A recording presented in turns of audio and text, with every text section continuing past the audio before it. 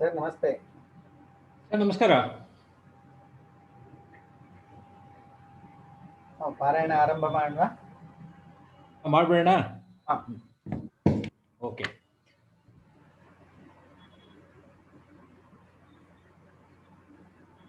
ವಾಕ್ಯಕಾರಂ ವರರುಚಿಂ ಭಾಷ್ಯಕಾರಂ ಪತಂಜಲಿಂ ಪಾಣಿನೀಂ ಸೂತ್ರಕಾರಂಚ ಪ್ರಣತೋಸ್ಮಿ ಮುನಿತ್ರಯಂ ನಮಸ್ಕೃತ್ಯ ತದುಕ್ತೆ ಪರಿಭಾವ್ಯ ಚ ವೈಯಾಕರಣ ಸಿದ್ಧಾಂತ ಕೌಮುದೀಯಂ ವಿರಚತೆ. ನಾನು ಮೊದಲು ಓದ್ಲಾ? ಪುರುಷಃ ಅಧಿಕಾರೋ ಪುರುಷಃ ಅಧಿಕಾರೋಯಂ ಪ್ರಾಗ್ಬಹುವ್ರೀಹೇಃ ದ್ವಿಗುಶ್ಚ ದ್ವಿಗುರಪಿ ತತ್ಪುರುಷಸಂಜ್ಞಃ ಸ್ಯಾತ್. ದ್ವಿತೀಯಾಶ್ರಿತಾತೀತಪತಿತಗತಾತ್ಯಸ್ತ್ರಾಪ್ತಾಪನ್ನೈಃ ದ್ವಿತೀಯಾಂತಂ ಶ್ರಿತಾದಿಪ್ರಕೃತಿಕೈಃ ಸುಬಂಧೈಃ ಸಹ ಸಮಸ್ಯತೆ ಸಹ ತತ್ಪುರುಷಃ. ಸ್ವಯಂ ತೇನ ದ್ವಿತೀಯ ಇತಿ ಸಂಭಾವ್ಯತೆ ಸಂಬಧ್ಯತೆ ದ್ವಿತೀಯ ಇತಿ ನ ಸಂಬಧ್ಯತೆ ಅಯೋಗ್ಯತ್ವಾತ್ ಸ್ವಯಂ ಕೃತಸ್ಯ ಅಪಥ್ಯಂ ಸ್ವಯಂ ಕೃತಿಃ ಸ್ವಯಂ ಕೃತಿಃ. ಲತಾನು ಬಂದಿದ್ದಾರೆ. ಮೇಡಮ್ ಓದ್ತೀರಾ?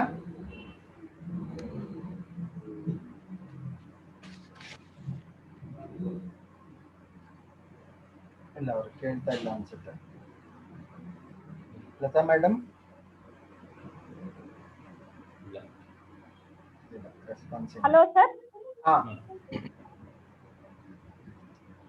ಮೇಡಮ್ ಓದ್ತೀರಾ? ಹಲೋ. ನಮಸ್ತೆ madam. Page number 42. Page number 42. ಸೂತ್ರ 42. ಸೂತ್ರ ಸಂಖ್ಯೆ 688.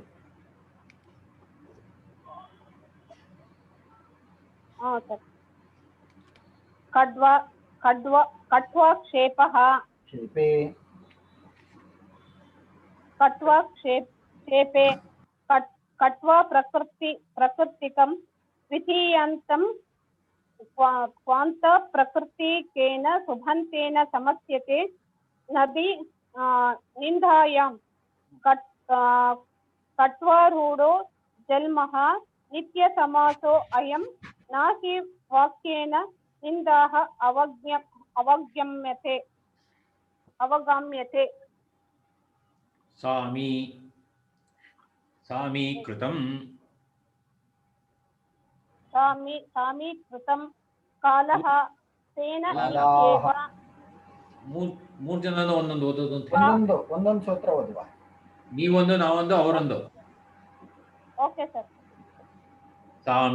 ಸಾಮೀಕೃತಂ ಕಾಲಃ ತೇನ ಇತ್ಯೇವ. ಅತ್ಯಂತ ಸಂಯೋಗೇ ಚ ಕಾಲಃ ಇತ್ಯೇವ ಉತ್ಕಾಂತಾರ್ಥ ವಚನಂ. ಅಕ್ತಾಂತರ್ಥಂ ವಚನಂ. ಅಕ್ತಾಂತರ್ಥಂ ವಚನಂ. ಸರ್, ಅಕ್ತಾಂತಾರ್ಥ ವಚನಂ. ತೃತೀಯ ತತ್ಕೃತಾರ್ಥೇನ ಗುಣವಚನೇನ ತೃತೀಯ ಇತಿ ಲುಪ್ತತೃತೀಯಾಕಂ ತೃತೀಯಾಂತಂ ತೃತೀಯಾಂತಾರ್ಥ ಕೃತಗುಣ ವಚನೇನಾರ್ಥ ಶಬ್ದೇನ ಚ ಸಹ ಪ್ರಾಗ್ವಾತ್. ಪೂರ್ವಸದೃಶ ಸಮೋನಾರ್ಥ ಕಲಹ ನಿಪುಣ ಮಿಶ್ರಶ್ಲಕ್ಷ್ಣೈಃ ತೃತೀಯಾಂತಂ ಏತೈಃ ಪ್ರಾಗ್ವತ್. ಲತಾ ಮೇಡಮ್. ಕರ್ತೃಕರಣೋ ಕೃತಃ ಬಹುಲಂ ಕರ್ತರಿ ಕರಣೆ ಚ ತೃತೀಯಂ ಕೃದಂತೇನ ಬಹುಲಂ ಪ್ರಾಗ್ವತ್. ವಾರ್ತಿಕನೂ ಇದ್ರೂ ಓದ್ಬೋದು. ಈಗ ಹಿಂದೆ ಅವರಸ್ಯೋಪಸಂಖ್ಯಾನಂ.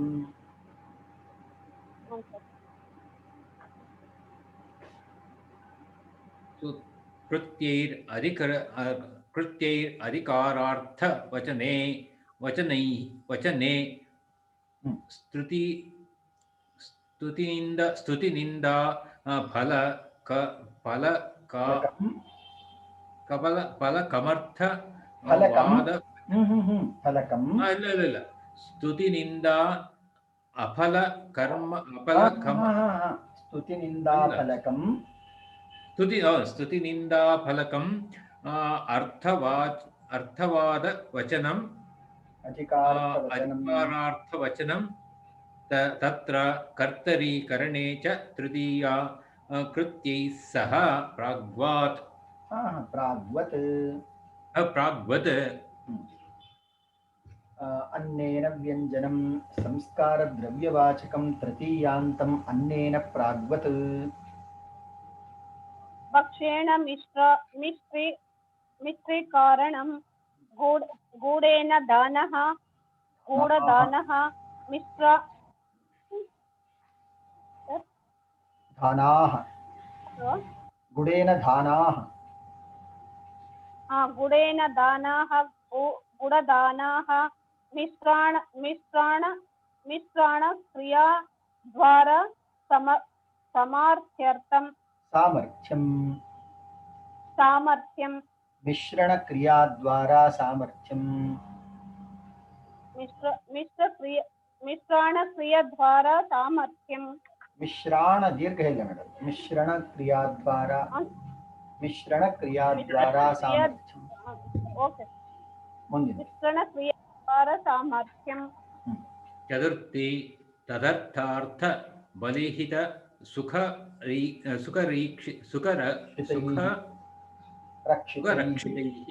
चतुर्थी तदर्थ बलिहित सुखरक्षितैः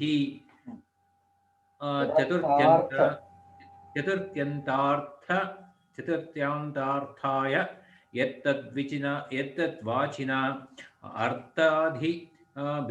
अर्थादिभिश्च चतुर्थ्यन्तं वा प्राग्वत् ಪ್ರಮುಖವಾದಂತಹ ಸೂತ್ರ ಇದು ಚತುರ್ಥಿ ತದರ್ಥಾರ್ಥ ಬಲಿಹಿತ ಸುಖರಕ್ಷಿತೆ ವಾರ್ತಿಕ ಅರ್ಥೇನ ನಿತ್ಯ ಸಮಾಸಃ ವಿಶೇಷ್ಯ ಲಿಂಗತ ಚೇತಿ ವಕ್ತವ್ಯಂ पंचमी भयेन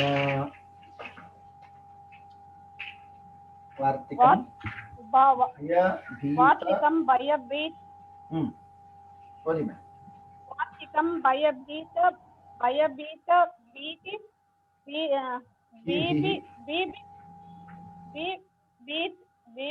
बीति वाच्यं सर अपेतापोड मुक्त पतिता अपत्रस्तै अल्पशः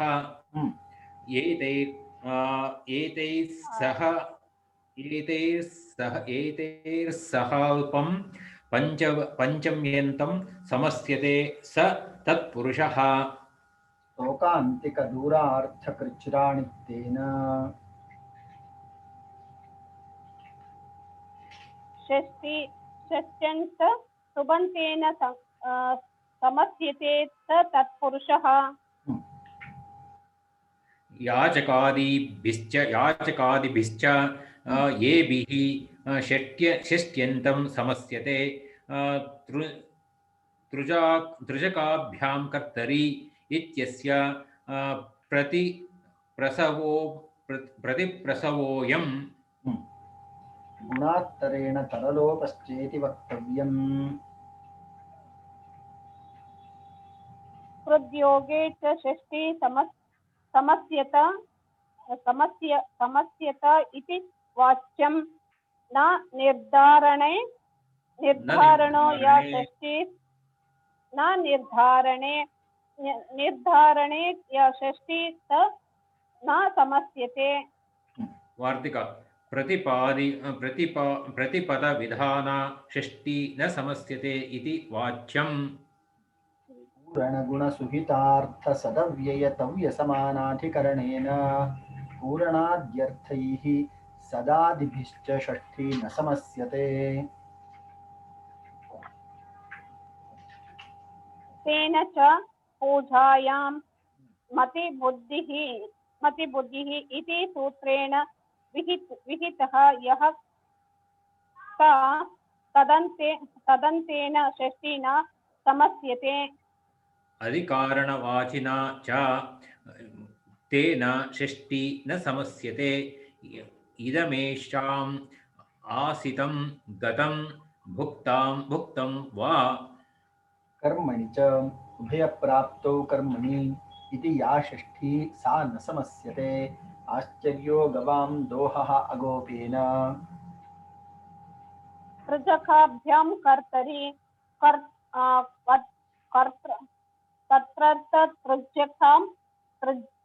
तृजकाभ्यां षष्ठिना समासः। कर्तरी च कर्तरी षष्ट्या अकेन न समासः। नेह ऋचानुवर्तते तद्योगे कर्तरि तद्योगे कर्तर कर्तुः अभिहितत्वेन कर्तरभिहितत्वेन कर्तुः अभिहितत्वेन कर्तुः अभिहितत्वेन अभिहितत्वेन अल कर्तुः अभिहितत्वेन कर्तृषष्ट्या अभावात् नित्यं क्रीडाजीविकयोः एतयोः अर्थयोः नित्यं षष्ठी समस्यते। ಇಲ್ಲಿಗೆ ನಮ್ಮ ಪಾರಾಯಣ ಮುಗಿದಿದೆ. ಈಗ ಚರ್ಚೆ. Page number 176. 176. Okay. Page number 176. 754. ಸೂತ್ರ ಸಂಖ್ಯಾ 754. 54 ಆದ್ಮೇಲೆ 54 ನಿನ್ನೆ ಚರ್ಚೆ ಮಾಡಿದ್ವಿ ಅರ್ಧ, ಅದರ ಮುಂದುವರೆದ ಭಾಗ. ಇಲ್ಲಿ ಆಖ್ಯಾತೇನ ಕ್ರಿಯಾಸಾತತ್ಯೆ ಒಂದು ಗಣಸೂತ್ರವನ್ನ ಸಾಂದರ್ಭಿಕವಾಗಿ ಹೇಳಿದ್ದಾರೆ. ಆಖ್ಯಾತೇನ ಕ್ರಿಯಾಸಾತ್ಯೆ. ಆಖ್ಯಾತ ಶಬ್ದಕ್ಕೆ ಧಾತುಹು ಅಂತ ಅರ್ಥ. ಇಷ್ಟೊತ್ತು ನಾವು ಸುಬಂತಗಳೊಂದಿಗೆ ಸಮಾಸವನ್ನು ನೋಡಿದ್ದೇವೆ. ಈ ಗಣಸೂತ್ರದ ಆಧಾರದಲ್ಲಿ ಕೆಲವೊಂದು ಧಾತುಗಳು ಕೂಡ ಸಮಾಸವನ್ನು ಹೊಂದುತ್ತೆ. ಹಿಂದೆ ನಾವು ಸಮಾಸ ಪುಸ್ತಕದ ಅಧ್ಯಯನ ಸಂದರ್ಭದಲ್ಲಿ ಇದ್ರ ಬಗ್ಗೆ ಚರ್ಚೆ ಮಾಡಿದ್ವಿ. ಕೆಲವೇ ಪರಿಮಿತವಾದಂತಹ ಉದಾಹರಣೆಗಳು ಈ ಭಾಗದಲ್ಲಿ ಬರ್ತದೆ. ಆದರೆ ಆಖ್ಯಾತಂ ಕ್ರಿಯಾಪದಂ ಆಖ್ಯಾತೇನ ಅನ್ಯೇನ ಕ್ರಿಯಾಪದೇನ ಸಹ ಸಮಸ್ಯತೆ ಕದಾ ಕ್ರಿಯಾ ಸಾತತ್ಯೆ. ಒಂದು ಕ್ರಿಯೆಯು ದೀರ್ಘಕಾಲ ನಡೀತಾ ಇದೆ, ಅವಿಚ್ಛಿನ್ನವಾಗಿ ನಡೀತಾ ಇದೆ ಅನ್ನುವಂತಹ ಸಂದರ್ಭದಲ್ಲಿ ಮಾತ್ರ ಈ ರೀತಿಯ ಎರಡು ಕ್ರಿಯಾಪದಗಳು ಸಮಾಸವನ್ನು ಹೊಂದುತ್ತೆ ಅಂತ ಹೇಳಿ ಗಣಸೂತ್ರ ಹೇಳುತ್ತೆ. ಉದಾಹರಣೆ ನೋಡೋಣ. ಅಶ್ನೀತ ಪಿಬತ ಇತ್ಯೇವಂ ಸತತಂ ಯತ್ರ ಅಭಿಧೀಯತೆ ಸಾ ಅಶ್ನೀತ ಪಿಬತಾ. ಅಶ್ನೀತ ಪಿಬತ ಇತ್ಯೇವಂ ಸತತಂ ಯತ್ರ ಅಭಿಧೀಯತೆ. ಎಲ್ಲಿ ಅಶ್ನೀತ ಕುಡಿಯಿರಿ. ಅಶ್ನೀತ ಅನ್ನುವಂಥದ್ದು ಲೋಟ್ಲಕಾರ ಮಧ್ಯಮ ಪುರುಷ ಬಹುವಚನ. ಉದಾಹರಣೆಗೆ ಪಠತಿ ಅಂತಿದೆ. ಪಠತು ಪಠತಾತ್ ಪಠತಾಂ ಪಠಂತು. ಪಠ ಪಠತಂ ಪಠತ ಪಠತ. ಲೋಟ್ಲಕಾರ ಮಧ್ಯಮ ಪುರುಷ ಬಹುವಚನ. ಅಂದ್ರೆ ಯೂಯಂ ಅಶ್ನೀತ, ಯೂಯಂ ಪಿಬತ, ಯೂಯಂ ಪಠತ. ನೀವೆಲ್ಲರೂ ಕುಡಿಯಿರಿ, ನೀವೆಲ್ಲರೂ ಓದಿರಿ. ಈ ರೀತಿಯ ವಾಕ್ಯ ಸಂದರ್ಭ. ಅಶ್ನೀತ ಪಿಬತ ಇತ್ಯೇವಂ ಸತತಂ ಯತ್ರ ಅಭಿಧೀಯತೆ ಸಾ ಅಶ್ನೀತ ಪಿಬತಾ ಅಂಥೇಳಿ ಇಲ್ಲಿ ಈ ಅಶ್ನೀತ ಮತ್ತು ಪಿಬತ ಈ ಎರಡರ ಮಧ್ಯೆ ಸಮಾಸ ಆಗುತ್ತೆ. ಅಶ್ ಭೋಜನೆ ಎನ್ನುವಂತಹ ಧಾತುವಿನಿಂದ ಈ ಶಬ್ದ ಬಂದಿದೆ, ಅಶ್ನೀತ. ಇನ್ನು ಈ ರೀತಿಯ ಅಶ್ನೀತ ಪಿಬತ ಏನಂತ ಹೇಳ್ತಾ ಇದ್ದಾರೆ ನೋಡಿ. ಇತ್ಯೇವಂ ಸತತಂ ಯತ್ರ ಅಭಿಧೀಯತೆ. ಎಲ್ಲಿ ನಿರಂತರವಾಗಿ ಈ ಶಬ್ದಗಳನ್ನ ಉಚ್ಚಾರಣೆ ಮಾಡ್ತಾ ಇದ್ದಾರೋ ಆ ಒಂದು ಸ್ಥಳ ಅಂತ ಹೇಳಿ ನಾವು ಅರ್ಥ ಮಾಡಬೇಕು. ಅಶ್ನೀತ ಪಿಬತ ಅಂದ್ರೆ ಅದೇ ಥರನೇ ಪಿಬತ್ ಪಚತ ಭೃಜ್ಯತ, ಪಚತ ದುಪಚಷ್ಪಾಕೆ ಅನ್ನುವಂತಹ ಧಾತು ಪಚತಿ ಅಂದ್ರೆ ಪಾಕ ಮಾಡುತ್ತಾನೆ. ಹಾಗೆ ಭೃಜ್ಯತ, ಭೃಜ್ಯತ ಹುರಿಯುವಂಥದ್ದು. ಸೊ ಪಾಕ ಮಾಡಿ ಹುರಿಯಿರಿ ಈ ತರ ಎಲ್ಲಿ ಕೇಳ್ತಾ ಇದೆಯೋ, ಯಾವ ಒಂದು ಸಂದರ್ಭದಲ್ಲಿ ಈ ಶಬ್ದಗಳು ಮತ್ತೆ ಕೇಳಲ್ಪಡ್ತಾ ಇದೆಯೋ ಬಡೈರಿ ಬಡೈರಿ ಹಾ ಅಂತಹ ಶಬ್ದ ಎಲ್ಲಿ ಕೇಳುತ್ತೋ ಆ ಸಂದರ್ಭವನ್ನ ಆ ಸಂದರ್ಭದಲ್ಲಿ ಈ ರೀತಿಯ ಸಮಾಸ ಪ್ರಯೋಗ ಮಾಡಬಹುದು. ಅದೇ ತರ ಖಾದತ ಮೋದತ, ಖಾದತ ತಿನ್ನೀರಿ, ಮೋದತ ಆನಂದ ಪಡಿ, ಈ ರೀತಿಯ ಶಬ್ದ ಎಲ್ಲಿ ಕೇಳುತ್ತೋ ಅಲ್ಲಿ. ಇವೆಲ್ಲವೂ ಕೂಡ ಟಾಪ್ ಪ್ರತ್ಯಯ ಬಂದಾಗ ಅದಕ್ಕೆ ನಿಮಗೆ ಸ್ತ್ರೀಲಿಂಗ ರೂಪ ಪಡ್ಕೊಳುತ್ತೆ. ತತ್ಪುರುಷ ಸಮಾಸ ಆದ್ಮೇಲೆ ಟಾಪ್ ಪ್ರತ್ಯಯ ಬರುತ್ತೆ, ಅವುಗಳು ಸ್ತ್ರೀಲಿಂಗ ರೂಪವನ್ನು ಕೊಡುತ್ತೆ. ಇನ್ನು ಮುಂದಿನ ಗಣಸೂತ್ರ ಏಹೀಡ ಆದಯ ಅನ್ಯ ಪದಾರ್ಥೇ. ಏಹೀಡ ಆದಯ, ಏಹೀಡ ಅಂದ್ರೆ ಏಹಿ ಆಗಚ್ಚ, ಇಣಗತೌ ಧಾತು, ಇಣಗತೌ ಏತಿ ಇತಃ ಯಂತಿ ಅಂತ ಹೇಳಿ ರೂಪ ಆಗುತ್ತೆ. ಏತಿ ನಾಮ ಗಚ್ಚತಿ ಅಂತ ಅರ್ಥ, ಹೋಗುತ್ತಾನೆ ಹೋಗುತ್ತಾಳೆ. ಏತಿ ಇತಃ ಯಂತಿ, ಯಂತಿ ಅಂದ್ರೆ ಹೋಗುತ್ತಾರೆ. ಇದರಲ್ಲೇ ಏತಿ ಇತಃ ಯಂತಿ ಇದರ ಮಧ್ಯಮ ಲೋಟ್ ಲಕಾರ ಮಧ್ಯಮ ಪುರುಷ ಬಹುವಚನ ಏಹಿ.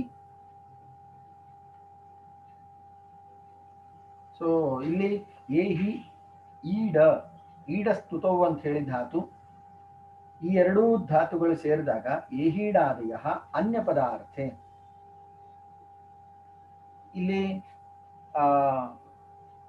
ಕ್ರಿಯಾ ಸಾತತ್ಯ ತೋರದೇ ಇದ್ದಾಗ ಅಂತ ಹೇಳಿ ಶಬ್ದ ಹಾಕಿದ್ದಾರೆ. ಹಿಂದಿನ ನಿಯಮದ ಪ್ರಕಾರ ಯಾವುದು ಆಖ್ಯಾತಂ ಆಖ್ಯಾತೇನ ಕ್ರಿಯಾ ಸಾತತ್ಯೆ, ಅಲ್ಲಿ ಕ್ರಿಯಾ ಸಾತತ್ಯ ಇರಬೇಕಾದ್ರೆ ಎರಡು ಧಾತುಗಳು ಸೇರುತ್ತೆ ಅಂತ ಹೇಳಿ ಉಲ್ಲೇಖ ಮಾಡಿದ್ರು.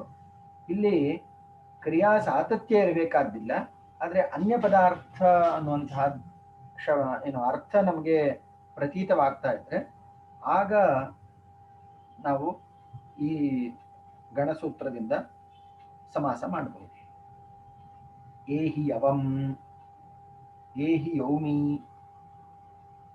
ಏಹೀಡಾದಯ ಅನ್ನುವಂಥ ಏಹಿ ಮತ್ತು ಯೌಮಿ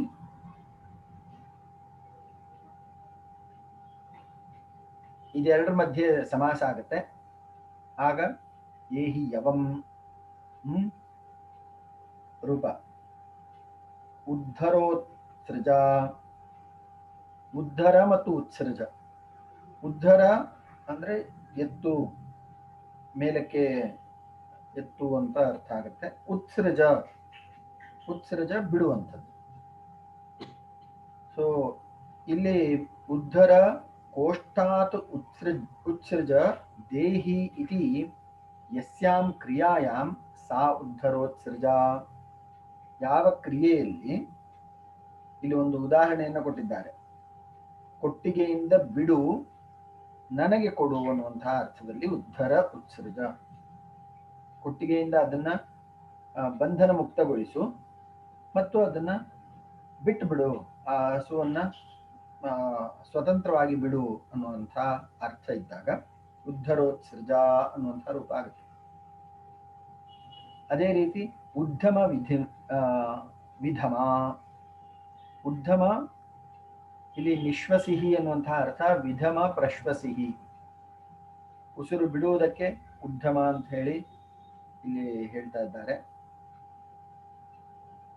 ಪೂರಕ, ರೇಚಕ, ಕುಂಭಕ ಅಂತ ಹೇಳಿ ಪ್ರಾಣಾಯಾಮದಲ್ಲಿ ಇರುವಂತಹ ಪ್ರಕ್ರಿಯೆ.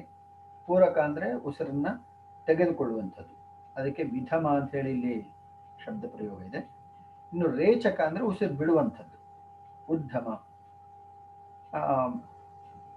ಯೋಗಶಾಸ್ತ್ರದಲ್ಲಿ ಇನ್ನೊಂದು ಶಬ್ದ ಪ್ರಯೋಗ ಇದೆ, ರೇಚಕ, ಪೂರಕ, ಕುಂಭಕ. ಕುಂಭಕದಲ್ಲಿ ಅಂತಃಕುಂಭಕ, ಬಾಹ್ಯ ಕುಂಭಕ, ಅನೇಕ ವಿಧಗಳೆಲ್ಲ ಹೇಳಿದ್ದಾರೆ. ಸೊ ಇಲ್ಲಿ ಉದ್ಯಮ ಮತ್ತು ವಿಧಮ, ಉದ್ಯಮ ಉಸಿರು ಬಿಡುವಂಥದ್ದು, ವಿಧಮ ಉಸಿರನ್ನು ತೆಗೆದುಕೊಳ್ಳುವಂಥದ್ದು. ಇಲ್ಲಿ ಒಂದು ಆಟ ಅಂತ ಹೇಳಿ ಹೇಳ್ತಾ ಇದ್ದಾರೆ. ಪ್ರಾಯಶಃ ಒಂದು ಸವಾಲು ಈ ರೀತಿಯ ಒಂದು ಸಂದರ್ಭ ಅಂತ ಕಾಣುತ್ತೆ. ಯಾರು ಹೆಚ್ಚು ಹೊತ್ತು ಉಸಿರನ್ನ ಹಿಡ್ಕೊಳ್ತಾರೆ ಆ ರೀತಿಯ ಒಂದು ಸಣ್ಣ ಆಟ ಅಂತ ಕಾಣುತ್ತಿದ್ದು. ಅದರ ಬಗ್ಗೆ ಇಲ್ಲಿ ಕೇವಲ ಹೆಸರನ್ನು ಮಾತ್ರ ಉಲ್ಲೇಖ ಮಾಡಿದ್ದಾರೆ. ಅದೇ ತರ ಮುಂದಿನ ಅಸಾತತ್ಯಾರ್ಥಂ ಇಹ ಪಾಠ. ಅಸಾತತ್ಯಾರ್ಥಂ ಹಿಂದಿನ ಒಂದು ಗಣಸೂತ್ರದಲ್ಲಿ ಕ್ರಿಯಾ ಸಾತತ್ಯ ಅಂತ ಹೇಳಿದ್ರು. ಇಲ್ಲಿ ಸಾತತ್ಯ ಇಲ್ಲದೆ ಇದ್ರೆ ಅಸಾತ್ಯಂ ಇಹ ಪಾಠ. ಸಾತತ್ಯ ಇಲ್ಲದೆ ಇರೋದ್ರಿಂದ ಇಲ್ಲಿ ವಿಶೇಷವಾಗಿ ಪುನಃ ಇನ್ನೊಂದು ಗಣಸೂತ್ರದಿಂದ ಹೇಳ್ತಾ ಇದ್ದಾರೆ. ಸಾತತ್ಯ ಅಂದ್ರೆ ಅದರ ನೈರಂತರ್ಯ, ಅವಿಚ್ಛಿನ್ನವಾಗಿ ಅದು ಒಂದು ಕ್ರಿಯೆ ನಡೀತಾ ಇರೋದು, ಅದರ ವಿವಕ್ಷೆ ಇಲ್ಲದೆ ಇದ್ದಾಗ ಈ ಸೂತ್ರದಿಂದ ನಾವು ಸಮಾಸ ಮಾಡಬಹುದು. ಇಲ್ಲಿ ಪಾಣಿಮ ಮಹರ್ಷಿಗಳು ಇರುವಂತಹ ಶಬ್ದಗಳಿಗೆ ಗತಿಯನ್ನ ಹೇಳಬೇಕಾಗಿದೆ, ಅಂದ್ರೆ ಈ ಸಾಧುತ್ವವನ್ನ ಹೇಳಬೇಕಾಗಿದೆ. ಪ್ರಾಚೀನರು ಅನೇಕ ನಿಯಮಗಳನ್ನ ಆಶ್ರಯಿಸಿ ಶಬ್ದ ಪ್ರಯೋಗವನ್ನು ಮಾಡ್ತಾ ಇದ್ರು. ಅಂತಹ ನಿಯಮಗಳನ್ನ ಪಾಣಿನಿ ಮಹರ್ಷಿಗಳು ತಮ್ಮ ಸೂತ್ರಗಳಲ್ಲಿ ಕೊಟ್ಟಿದ್ದಾರೆ. ಆದರೆ ಕೆಲವೊಂದು ಶಬ್ದಗಳು ವಿಭಿನ್ನ ಪ್ರಕಾರದಲ್ಲಿ ತಮ್ಮ ಪ್ರಯೋಗವನ್ನ ಪಡ್ಕೊಂಡಿತ್ತು.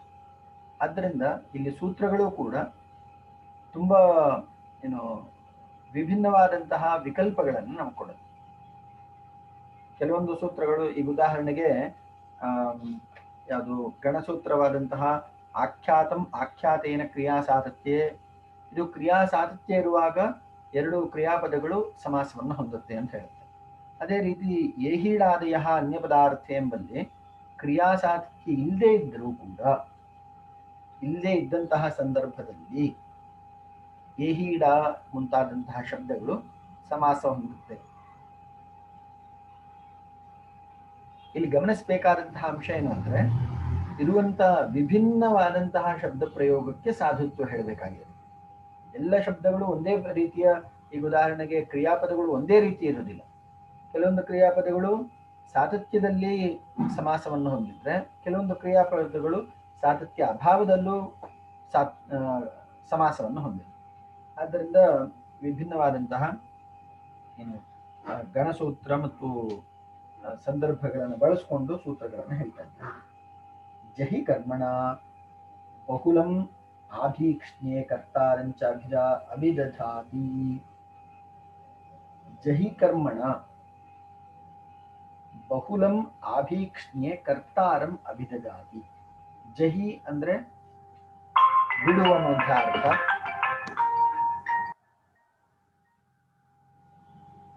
ಬಿಡು ಎಂಬ ಅರ್ಥ. ಇನ್ನು ಆಭೀಕ್ಷ್ಣ್ಯಂ ಅಂದ್ರೆ ಅಸಕೃತ ಉಚ್ಚಾರಣಂ. ಅಸಕೃತ, ಸಕೃತ ಎಂಬ ಶಬ್ದಕ್ಕೆ ಒಂದು ಬಾರಿ ಅಂತ ಅರ್ಥ. ಅಸಕೃತ ಅನೇಕ ಬಾರಿ, ಅನೇಕ ಬಾರಿ ಉಚ್ಚಾರಣೆ ಮಾಡುವುದನ್ನ ಆಭೀಕ್ಷ್ಣ್ಯ ಎಂಬುದಾಗಿ ಹೇಳ್ತಾರೆ. ಸೊ ಇಲ್ಲಿ ನೋಡಿ,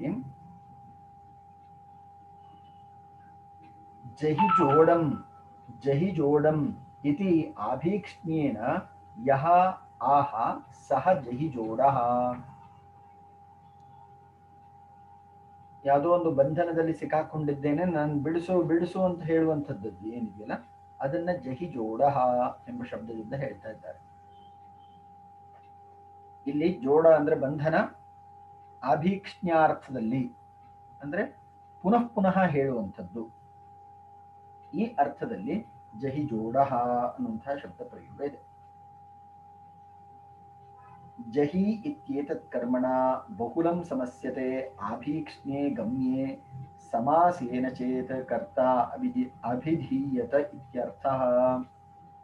ಇಲ್ಲಿ ಜಹಿ ಎಂಬ ಕ್ರಿಯಾಪದ ಆಭೀಕ್ಷ್ಣ್ಯಾರ್ಥದಲ್ಲಿ ಅಂದ್ರೆ ಪುನಃ ಪುನಃ, ವಾರಂ ವಾರಂ, ಮುಹುರ್ಮುಹು ಈ ಅರ್ಥದಲ್ಲಿ ಪ್ರಯೋಗ ಆದಾಗ ಸಮಾಸವನ್ನ ಪಡ್ಕೊಳ್ಳುತ್ತೆ. ಆದ್ದರಿಂದ ಜಹಿ ಜೋಡಃ ಅನ್ನೋ ಶಬ್ದಕ್ಕೆ ಯಾರು ತನ್ನನ್ನು ಬಿಡಿಸು ಬಿಡಿಸು ಅಂತ ಹೇಳಿ ಪುನಃ ಪುನಃ ಗೋಗರೆದು ಪ್ರಾರ್ಥಿಸ್ತಾ ಇರ್ತಾನೋ ಅವನು ಅಂತ ಅರ್ಥ ಸಿಗುತ್ತೆ. ಅದೇ ತರ ಜಹಿ ಸ್ತಂಭ, ಈ ಸ್ತಂಭವನ್ನ ನೀನು ನಾಶ ಮಾಡು ಅಥವಾ ಇದರ ಬಂಧನದಿಂದ ನನ್ನನ್ನು ಬಿಡಿಸು, ಈ ಅರ್ಥದಲ್ಲಿ ಪುನಃ ಪುನಃ ಉಚ್ಚಾರಣೆ ಇದ್ದಾಗ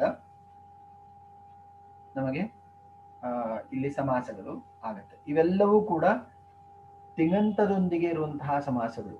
ನಾವಿಷ್ಟೊತ್ತು ಏನು ಓದಿದ್ದೇವೆ ಅವೆಲ್ಲ ಸುಬಂತದೊಂದಿಗೆ ಅಂದ್ರೆ ನಾಮಪದದೊಂದಿಗಿದ್ದಂತಹ ಸಮಾಸ. ಇವೆಲ್ಲವೂ ಕೂಡ ತಿಂಗಂತ ಕ್ರಿಯಾಪದದೊಂದಿಗಿರುವಂತಹ ಸಮಾಸಗಳು. ಅದು ಸ್ವಲ್ಪ ವಿಶೇಷ ಅಂಶ. ಬರೀ ಇಲ್ಲಿ ಗಣಸೂತ್ರಗಳನ್ನ ಬಳಸಿಕೊಂಡು ಆ ರೀತಿಯ ಉಲ್ಲೇಖಗಳನ್ನು ಮಾಡಿದ್ದಾರೆ. ಮುಂದಿಂದು ಈಷದ ಕೃತ. ಈಷತ್ ಅನ್ನುವಂತಹ ಶಬ್ದ ಅಕೃತ. ಈಷತ್ ಅಂದ್ರೆ ಸ್ವಲ್ಪ ಅಂತ ಅರ್ಥ. ಅಕೃತ ಕೃದಂತವಲ್ಲದಂತಹ ಶಬ್ದದೊಂದಿಗೆ ಸಮಾಸವನ್ನು ಪಡ್ಕೊಳ್ಳುತ್ತೆ. ಈಷತ್ ಬಹು ಏನು ಅತ್ಯಲ್ಪಂ ಸ್ವಲ್ಪ ಈ ಅರ್ಥವನ್ನು ಕೊಡುತ್ತೆ. ಉದಾಹರಣೆಗೆ ಈಷತ್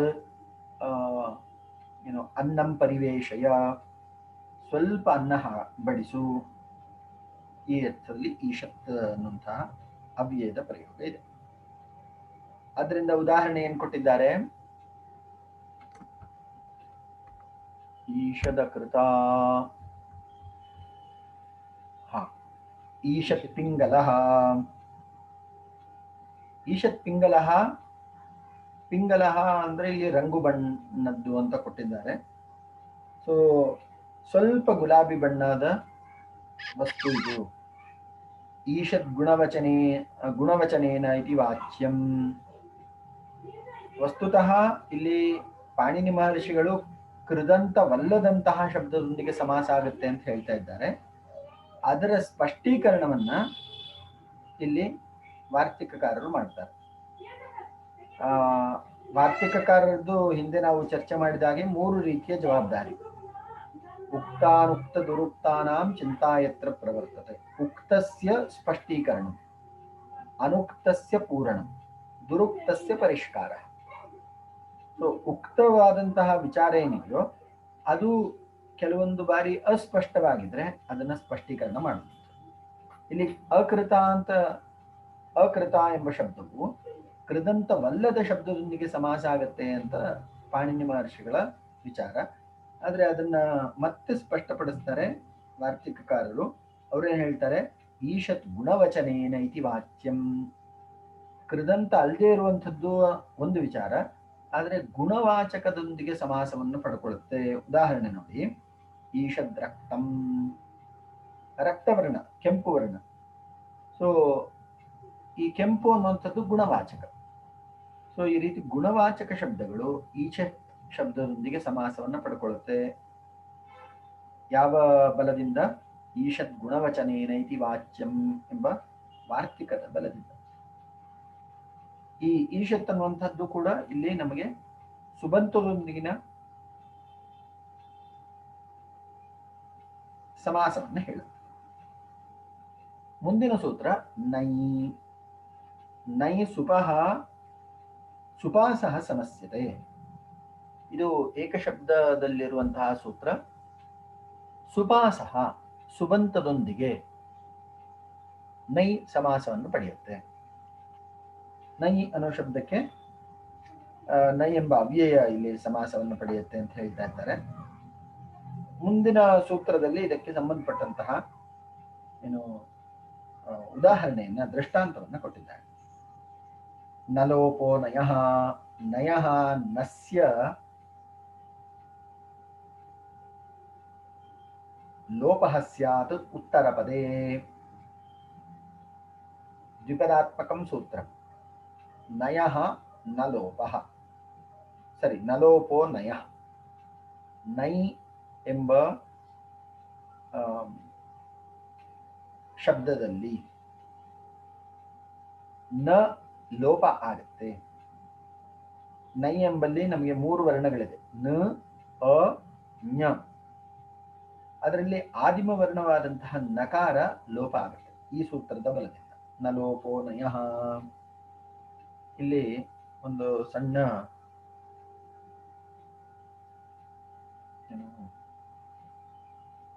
ವರ್ಕ್ಶೀಟ್ ತಗೊಂಡು ಒಂದು ಸ್ವಲ್ಪ ಬರಿಬೇಕಾಗತ್ತೆ. ಬರೀತಾನೆ ನೋಡಿ. ನಲೋಪೋ ನಯಃ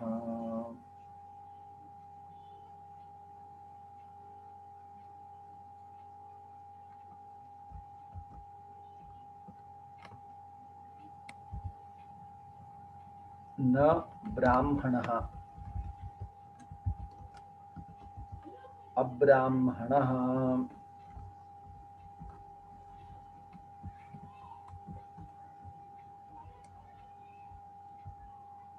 ನ ಬ್ರಾಹ್ಮಣಃ ಎಂಬಲ್ಲಿ ನಕಾರ ಏನಿದೆಯೋ ಆ ನಕಾರ ಲೋಪ ಆಗಿ ಅ ಉಳಿಯುತ್ತೆ, ಅಬ್ರಾಹ್ಮಣಃ ಅಂತ ಆಗುತ್ತೆ. ನೈ ತತ್ಪುರುಷ ಸಮಾಸದಲ್ಲಿ ಇರುವಂತಹ ನಿಯಮಗಳು ಈಗ ನಮಗೆ ಒಂದೊಂದಾಗಿ ಹೇಳಲ್ಪಡ್ತಾ ಇವೆ. ನ ಬ್ರಾಹ್ಮಣಃ ಅಬ್ರಾಹ್ಮಣಃ. ಇಲ್ಲಿ ನಕಾರದ ಆದಿಮ ನಕಾರ ಯಾವ್ದ್ರಿಂದ ಹೋಗುತ್ತೆ? ನಲೋಪೋ ನಯಃ ಅನ್ನುವಂತಹ ಸೂತ್ರದಿಂದ. ಈ ಸಮಾಸ ಹೇಗಾಗತ್ತೆ? ನೈ ನೈ ಸುಪಾಸಃ ಸಮಸ್ಯತೆ. ನೈ ಎಂಬ ವರ್ಣ ಏನಿದೆಯೋ ಅಂದ್ರೆ ನ ಎಂಬ ಅವ್ಯಯ ಮತ್ತೊಂದು ಸುಬಂತದೊಂದಿಗೆ ಸಮಾಸವನ್ನು ಪಡೆಯುತ್ತೆ ಅಂತ ಹೇಳಿ ಈ ಸೂತ್ರ ಹೇಳ್ತಾ ಇದೆ. ಇದಕ್ಕೆ ಮತ್ತೊಂದಷ್ಟು ಉದಾಹರಣೆಗಳನ್ನು ಇಲ್ಲಿ ಕೊಡ್ತಾರೆ ನೋಡಿ. ಮುಂದಿನ ಸೂತ್ರದಲ್ಲಿ ತಸ್ಮಾನ್ನುಡಚಿ. ಈಗ ಅದು ಸೂತ್ರಕ್ಕೆ ಹೋಗ್ಲಿಕ್ಕೆ ಮುಂಚೆ ನಬ್ರಾಹ್ಮಣ ಅನ್ನುವಂಥದ್ದು ಅಲ್ಲಿ ಆದಿಮ ನಕಾರ ನಲೋಪೋ ನಯಃ ಅನ್ನುವಂಥ ಸೂತ್ರದಿಂದ ಲೋಪ ಆಗುತ್ತೆ. ಆಗ ಅ ಕೇವಲ ಉಳ್ಕೊಳ್ಳುತ್ತೆ. ಅ ಮತ್ತು ಬ್ರಾಹ್ಮಣ ಅಬ್ರಾಹ್ಮಣ ಅಂತೇಳಿ ರೂಪಸಿದ್ಧಿ ಆಗುತ್ತೆ. ಇನ್ನು ಮುಂದಿಂದು ತಸ್ಮಾನ್ ನುಡಚಿ. ತಸ್ಮಾತ್ ನುಟ್ ಅಚಿ. ಇಲ್ಲಿ ನಮ್ಗೆ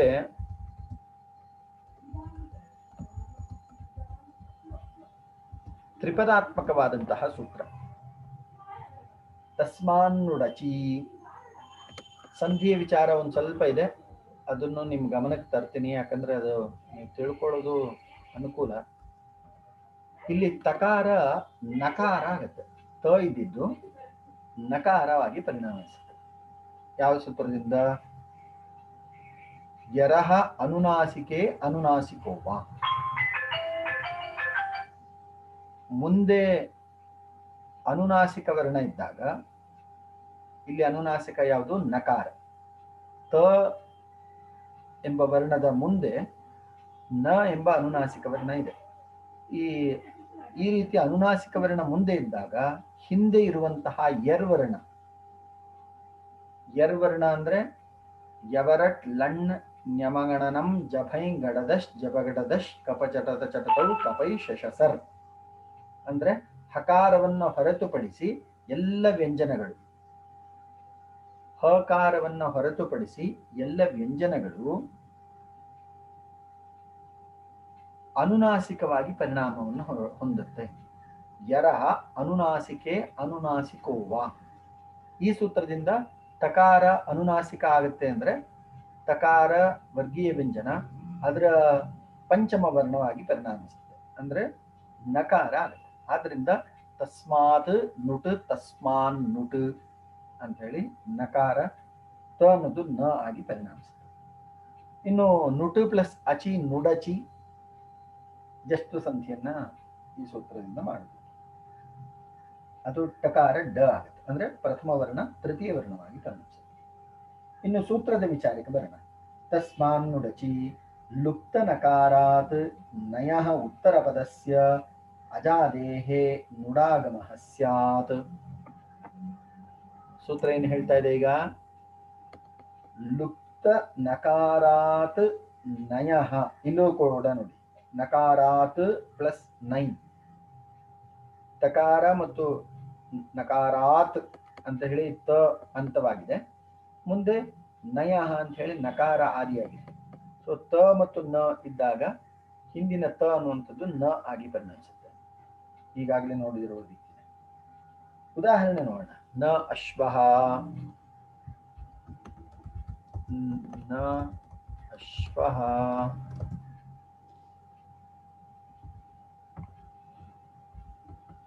ನ ಅಶ್ವಃ ಎಂಬಲ್ಲಿ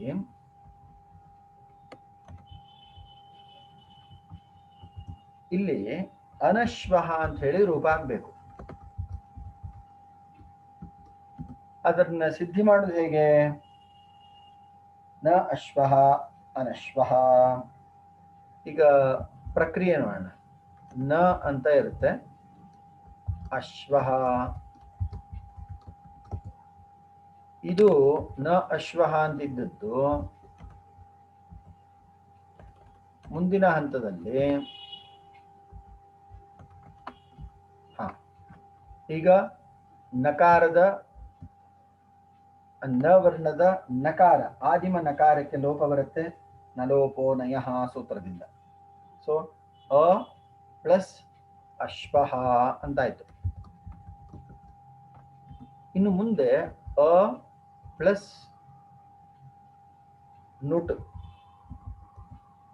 ಪ್ಲಸ್ ಅಶ್ವಃ. ಯಾವ ಸೂತ್ರದಿಂದ? ತಸ್ಮಾನ್ ನುಡಚಿ. ತಸ್ಮಾನ್ ನುಡಚಿ ಸೂತ್ರ ಏನ್ ಹೇಳುತ್ತೆ? ಇಲ್ಲಿ ಅಕಾರದ ಮುಂದೆ ಅಚ್ವರ್ಣ ಇದ್ದಾಗ, ಅಂದ್ರೆ ಅಜಾದಿಯಾದಂತಹ ಶಬ್ದ ಇದ್ದಾಗ, ಅಂತಹ ಅಜಾದಿ ಶಬ್ದಕ್ಕೆ ನುಟ್ ಎಂಬ ಆಗಮ ಬರುತ್ತೆ. ಇಲ್ಲಿ ನುಟ್ ಆಗಮ ಯಾವ ಶಬ್ದಕ್ಕೆ ಬರುತ್ತೆ? ಅಶ್ವ ಶಬ್ದಕ್ಕೆ ನುಟ್ಟಾಗಮ ಬರ್ತಾ ಇದೆ. ಆದ್ಯಂತವು ಟಕಿತವು ಅಂತ ಹೇಳಿ ಒಂದು ಸೂತ್ರ ಇದೆ. ಟಿತ್ಕಿತವು ಆದ್ಯಾವಯವವು ಸ್ತಃ. ಟಿತ್ಕಿತವು ಆದ್ಯಂತಾವಯವವು ಸ್ತಃ. ಇದು ಟಿತ್ ಆದಂತಹ ವರ್ಣ. ಟಿತ್ ಅಂದ್ರೆ ಟಕಾರ ಇತ್. ನುಟ್ ಅಂತಿದೆಯಲ್ಲ, ಟಕಾರ ಇತ್ತಾದಾಗ ಇತ್ತಾಗುವಂತಹ ಪ್ರತ್ಯಯ ಏನಿದೆ, ಆ ಪ್ರತ್ಯಯವು ಯಾವುದಕ್ಕೆ ವಿಧಾನ ಮಾಡಲ್ಪಡ್ತದೋ ಅದರ ಹಿಂದಕ್ಕೆ ಬರುತ್ತೆ. ಅಂದ್ರೆ ಅಶ್ವಃ ಅಂತ ಶಬ್ದ ಇದೆ, ಅಶ್ವಃ ಅನ್ನುವ ಶಬ್ದಕ್ಕೆ ನುಟ್ ಆಗಮ ಬಂದಿದೆ. ಈ ಅಶ್ವ ಶಬ್ದಕ್ಕೆ ನುಡಾಗಮ ಅಂದ್ರೆ ಏನರ್ಥ? ಇದು ಟಿತ್ ಆಗಿರೋದ್ರಿಂದ ಆದ್ಯವಯವ ಆಗ್ಬೇಕು. ಇದು ಟಕಾರ ಇತ್ತಾಗಿರೋದ್ರಿಂದ ಇದನ್ನ ಅಶ್ವ ಶಬ್ದದ ಹಿಂದೆ ಇಡಬೇಕು, ಅಶ್ವ ಶಬ್ದದ ಪೂರ್ವದಲ್ಲಿ ಇಡಬೇಕು. ಅದೇ ಕಿತ್ ಆಗಿದ್ರೆ, ಈಗ ನುಟ್ ಅನ್ನೋ ಬದಲು ನುಕ್ ಅಂತ ಇಟ್ಟಿದ್ದಿದ್ರೆ ಅದು ಅಂತ್ಯವಯವ ಆಗ್ಬೇಕು. ಅಂದ್ರೆ ಅಶ್ವ ಶಬ್ದ ಆದ್ಮೇಲೆ ಇಲ್ಲಿ ಬರಬೇಕಾಗಿತ್ತು. ನುಕ್ ಆಗಿದ್ರೆ ಇದು ಕಕಾರ ಅಂತ ಅಲ್ವಾ? ಕಕಾರ ಅಂತ ಆದ್ರೆ ಯಾವ ಶಬ್ದಕ್ಕೆ ವಿಧಾನ ಮಾಡಿರ್ತೀವೋ ಅದರ ನಂತರ ಬರುತ್ತೆ.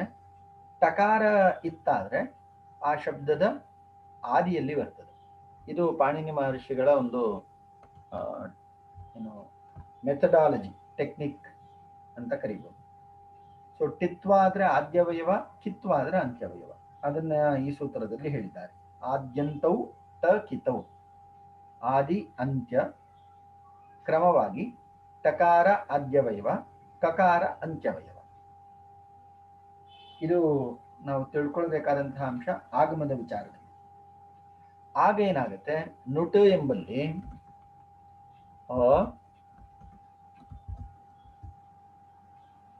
ನಕಾರ ಲೋಪ ಆಗತ್ತೆ, ಸರಿ,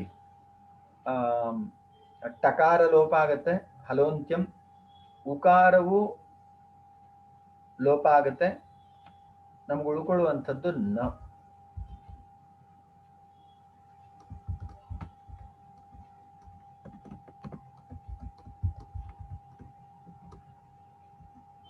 ನ ಅಶ್ವಃ ಅನಶ್ವಃ.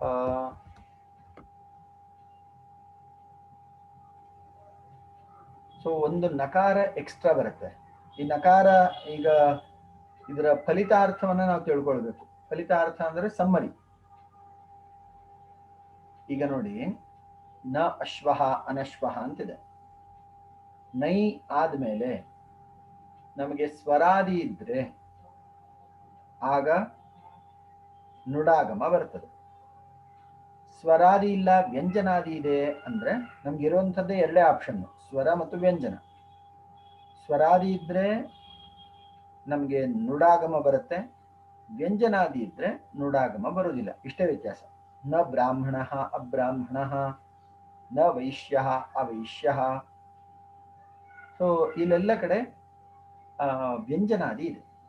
ಸ್ವರಾದಿ ಇದ್ದಿದ್ರೆ ನಮಗೆ ನುಡಾಗಮ ಬರ್ತಾ ಇತ್ತು.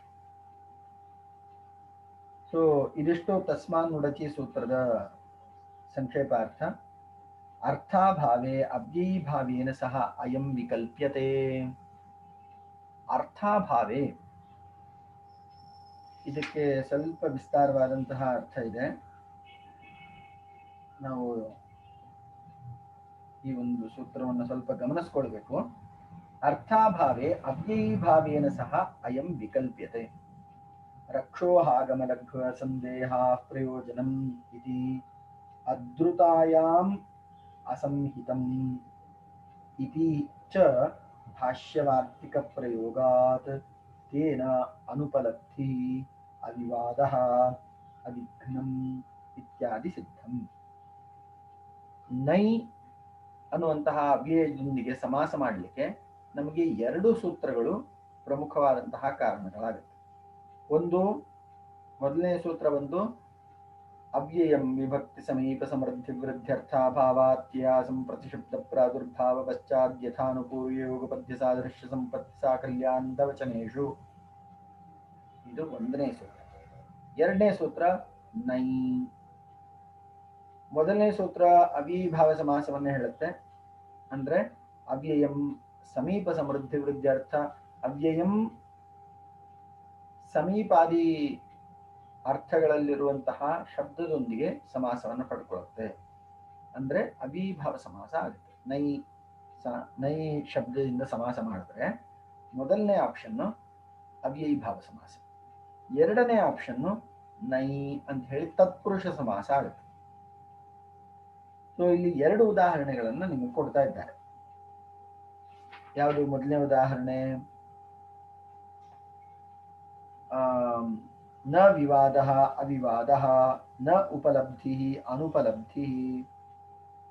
ನ ಉಪಲಬ್ಧಿ, ಇಲ್ಲಿ ನ ಪ್ಲಸ್ ಉಪಲಬ್ಧಿ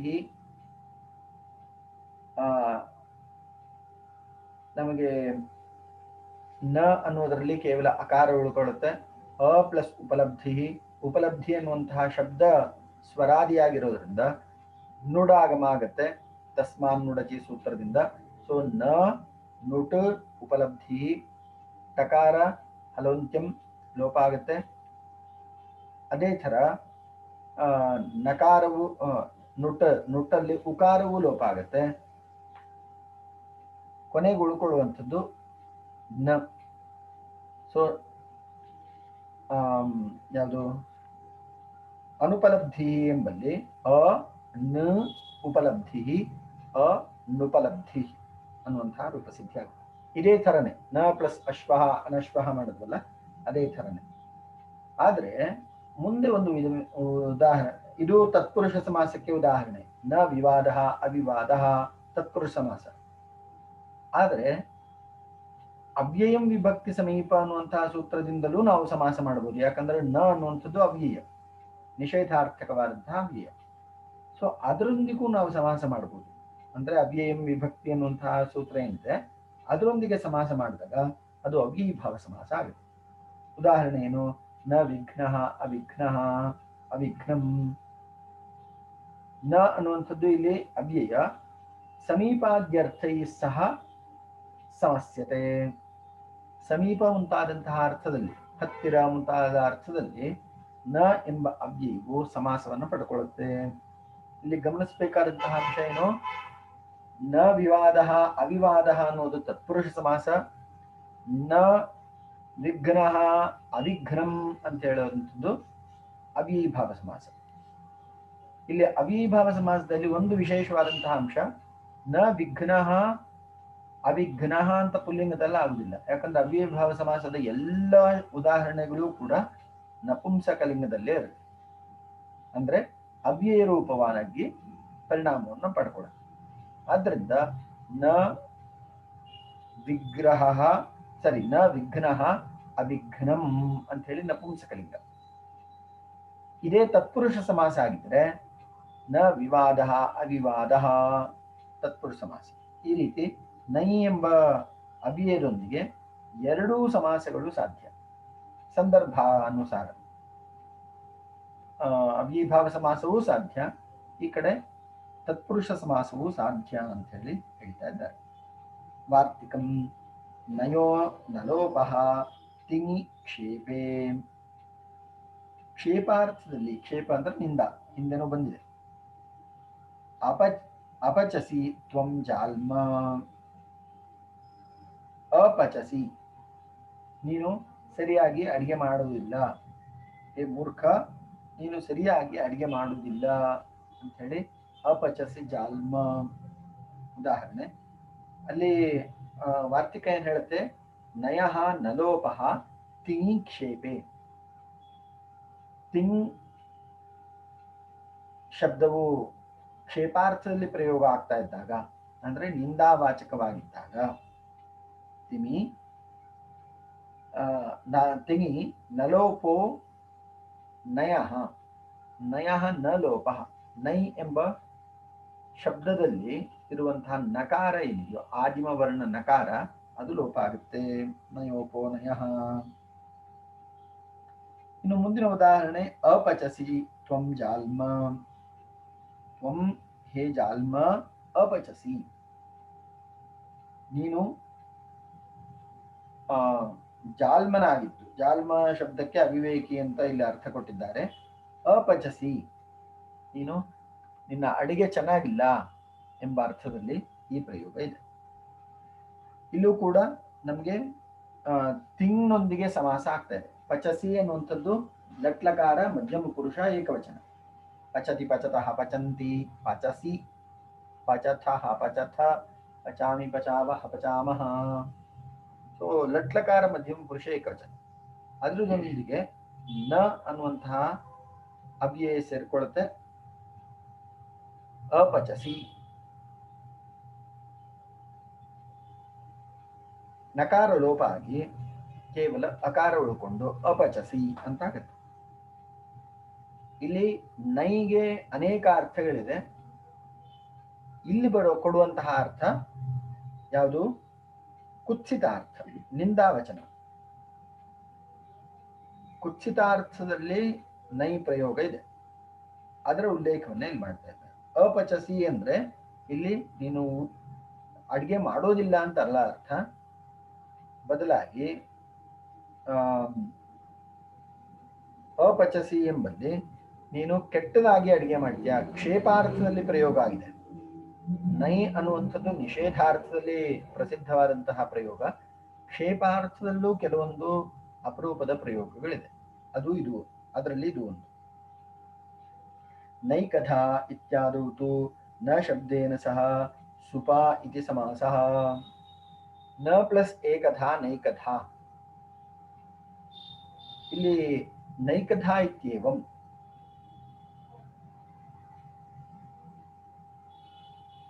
ನ ಪ್ಲಸ್ ಏಕಥಾ ನೈಕಥಾ ಅನ್ನುವ ಕಡೆ ನಮ್ಗೇನಾಗಬೇಕಾಗಿತ್ತು? ಅಜಾದಿ ಇರೋದ್ರಿಂದ ನುಡಾಗಮ ಬರಬೇಕಾಗಿತ್ತು. ಯಾವ ಸೂತ್ರದಿಂದ? ತಸ್ಮಾನ್ ನುಡಚಿ ಸೂತ್ರದಿಂದ ನುಡಾಗಮ ಬರಬೇಕಾಗಿತ್ತು. ಈಗ ಆ ನುಡಾಗಮವನ್ನು ಬಾಧಿಸಿ ಇಲ್ಲಿ ಉಲ್ಲೇಖವನ್ನು ಮಾಡ್ತಾ ಇದ್ದಾರೆ. ನ ಏಕಧಾ ಇತ್ಯಾದೌ ತು ನ ಶಬ್ದೇನ ಸಹ ಸುಪಾ. ಸುವಂತವು ನ ಎಂಬ ಶಬ್ದದೊಂದಿಗೆ ಸಮಾಸ ಹೊಂದುತ್ತೆ ಅಂತ ಹೇಳಿ ಅದರ ವಿಧಾನವನ್ನು ಮಾಡ್ತಾ ಇದ್ದಾರೆ. ನ ಏಕಥಾ ನೈಕಥಾ.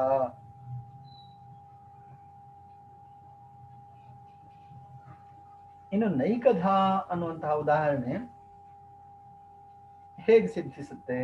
ನ ಪ್ಲಸ್ ಏಕಥಾ. ಯಾಕಂದ್ರೆ ಏಕಾರ ಸ್ವರಾದಿ ಇದೆ, ಸ್ವರಾದಿ ಇದ್ದಾಗ ನುಡಾಗಮ ಆಗ್ಬೇಕು.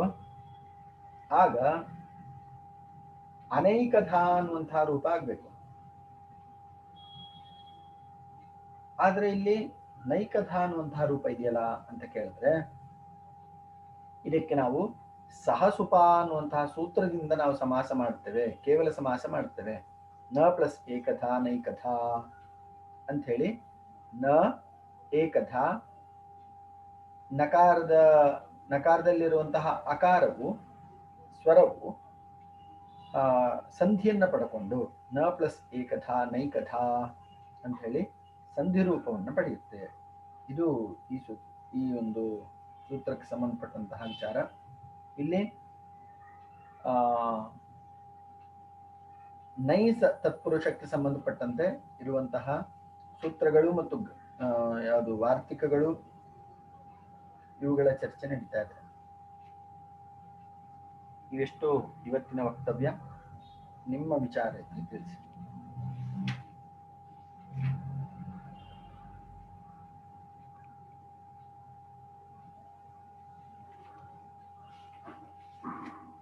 ಪ್ರಾಯಶಃ ಇನ್ನೊಂದು 3-4 ದಿನದಲ್ಲಿ, ಅಂದ್ರೆ ಮುಂದಿನ ವಾರದಲ್ಲಿ ನಮಗೆ ಈ ಘಟಕ ಮುಗೀತದೆ. ಮುಂದಿನ ವಾರವೂ ಬೇಡ, 3 ದಿನ ಆಗ್ಬೋದು. ಸೋಮ ಮಂಗಳ ಬುಧ ಈ 3 ದಿನದಲ್ಲಿ ಈ ಘಟಕ ಮುಗಿಯುತ್ತೆ. 780 ಸೂತ್ರ ಇದೆ. ಹೆಚ್ಚು ಕಡಿಮೆ ನಮಗೆ ಒಂದು 25 780 ಅಂದ್ರೆ ಇನ್ನು 20 ಸೂತ್ರ ಇದೆ. ನಾಳೆ ಇಲ್ವಾ? ನಾಳೆ ಇರುವುದಿಲ್ಲ, ಸೋಮವಾರ. ನಾಳೆ ಟೆಸ್ಟ್ ಇರೋರು ಮಾತ್ರ. ನಾಳೆ ಟೆಸ್ಟ್ ಇವ್ರಿಗೆ ಮತ್ತು ಇನ್ಯಾರು ಬರ್ತಾರೋ ಅವ್ರಿಗೆ ಮಾತ್ರ ಸಂಜೆ 4ರಿಂದ 5. ಲತಾ ಮೇಡಮ್, ಸರ್ ಸಂಜೆ 4ರಿಂದ 5 ಟೆಸ್ಟ್. Okay sir. ಸರಿ. ಮತ್ತೇನಾದ್ರೂ ತಿಳಿಸೋದಿದೆಯಾ? ಇಲ್ಲ. ಮತ್ತೇನಿಲ್ಲ. ಸರಿ, ಹಾಗಾದ್ರೆ ಮತ್ತೆ ನಾಳೆ ಉಳಿದವರೆಲ್ಲ ಸರ್ ನಾವು ಸೋಮವಾರಕ್ಕೆ ಸಿಗೋಣ. ಓಕೆ. ವಾಕ್ಯಕಾರಂ ವರರುಚಿಂ ಭಾಷ್ಯಕಾರಂ ಪತಂಜಲಿಂ ಪಾಣಿನಿಂ ಸೂತ್ರಕಾರಂ ಚ ಪ್ರಣತೋಸ್ಮಿ ಮುನಿತ್ರಯಂ ನಮಸ್ಕೃತ್ಯ ತದುಕ್ತಿ ಪರಿಭಾವ್ಯ ಚ ವೈಯಾಕರಣ ಸಿದ್ಧಾಂತ ಕೌಮುದೀಯಂ ವಿರಚ್ಯತೆ. ಧನ್ಯವಾದ ಧನ್ಯವಾದ ಸರ್.